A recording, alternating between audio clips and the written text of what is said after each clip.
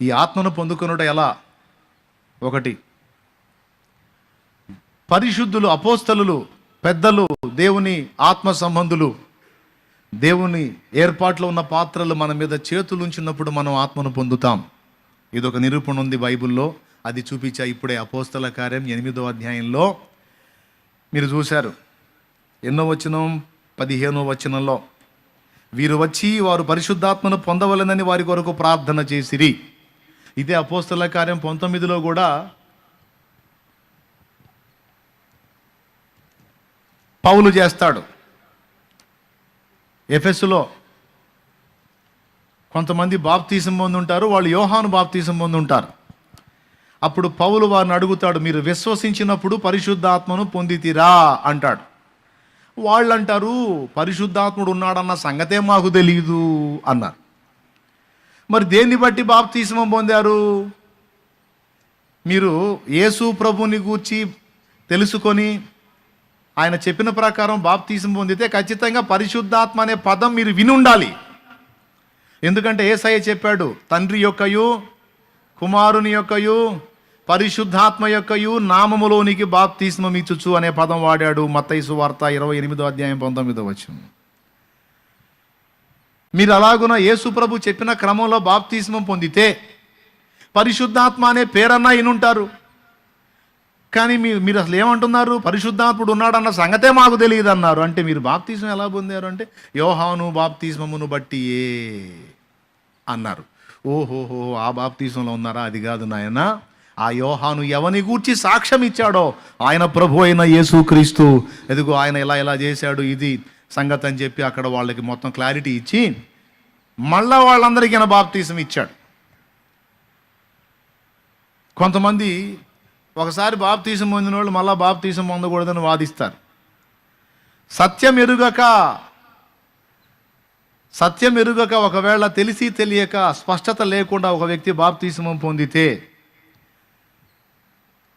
తర్వాత అదే వ్యక్తి కనువిప్పు కలిగి, అయ్యో నాకు సత్యం తెలియదు, ఆనాడు వేరే ఉద్దేశంతో నేను బాప్తీసం పొందాను, ఈరోజు నాకు స్పష్టంగా సత్యం అర్థమైంది, అయ్యా నాకు బాప్తీసం ఇవ్వండి అని అడిగితే తప్పకుండా ఆ వ్యక్తికి బాప్తీసం ఇవ్వచ్చు.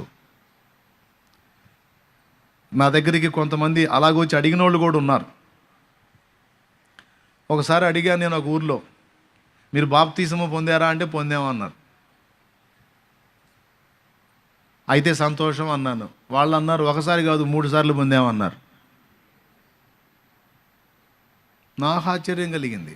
బాప్తీసం ఒకసారే కదా, 3 సార్లు ఏంది అనుకున్నాను. నేను అడిగాను, 3 సార్లు ఏంటంటే, మీరు బాప్తీసం పొందితే మీ ఊర్లో చర్చి కడతామన్నారు, అందుకని మేము చర్చి కోసం బాప్తీసం పొందామన్నారు. మరి 3 సార్లు ఎలా ఇచ్చారంటే వాళ్ళు చెప్పారు, బేస్ మట్టం కట్టి ఒకసారి ఇచ్చారంట. మొత్తం బాప్తీస్మాలు ఇచ్చి ఫోటోలు తీశారు. లెంటల్ లెవెల్ కట్టి మళ్ళీ ఒకసారి ఫోటోలు తీశారంట బాప్తీస్మాలు ఇచ్చి వాళ్ళకే.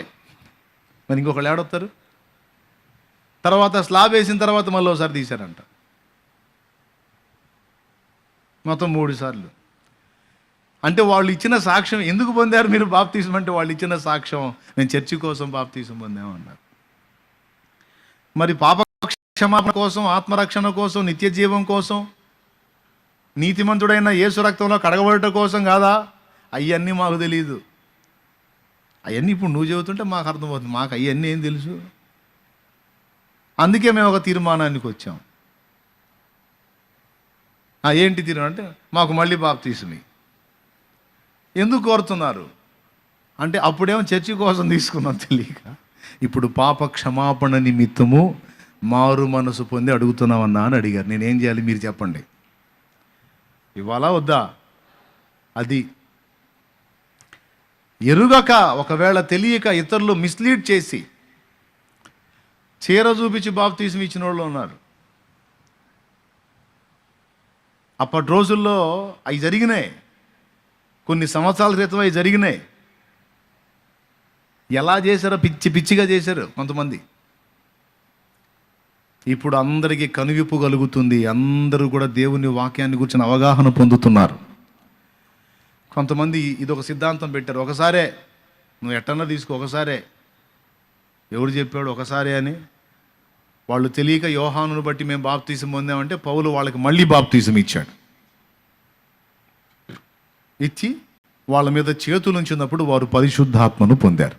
కాబట్టి అవగాహన లేకుండా వేరే ప్రలోభాల కోసం ఒకవేళ బాప్తీసం పొందిన వాడు కనువిప్పు కలిగి మారు మనసు పొంది పాప క్షమాపణ నిమిత్తం సిద్ధపడి వచ్చినట్లయితే ఆ వ్యక్తికి తప్పనిసరిగా బాప్తీసం ఇవ్వవచ్చు. పరిశుద్ధాత్మను ఎలా పొందగలం? పరిశుద్ధాత్మను పొందడానికి కావలసిందేంది? పరిశుద్ధాత్మను పొందకపోవటానికి ఉన్న సమస్య ఏంటి అనే రెండు కూడా మీకు స్పష్టపరుస్తా. వాటిలో మొట్టమొదటి పద్ధతి చెప్పాను.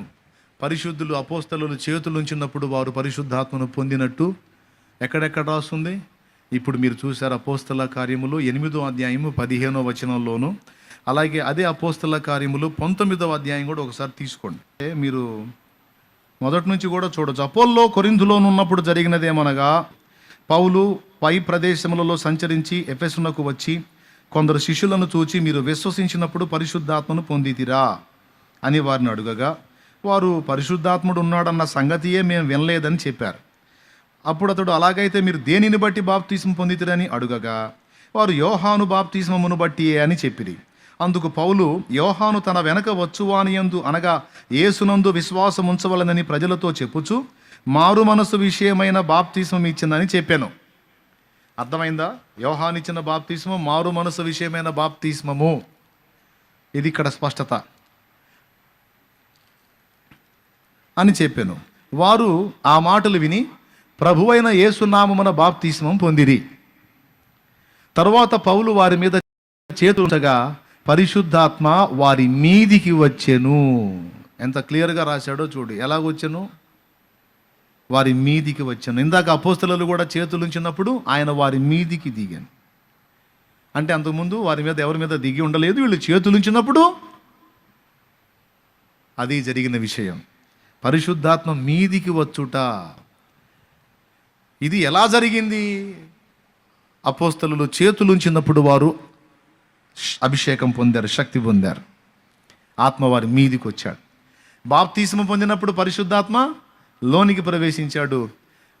అపోస్తలులు చేతులుంచినప్పుడు పరిశుద్ధాత్మ శక్తి వారి మీదికి దిగి వచ్చింది.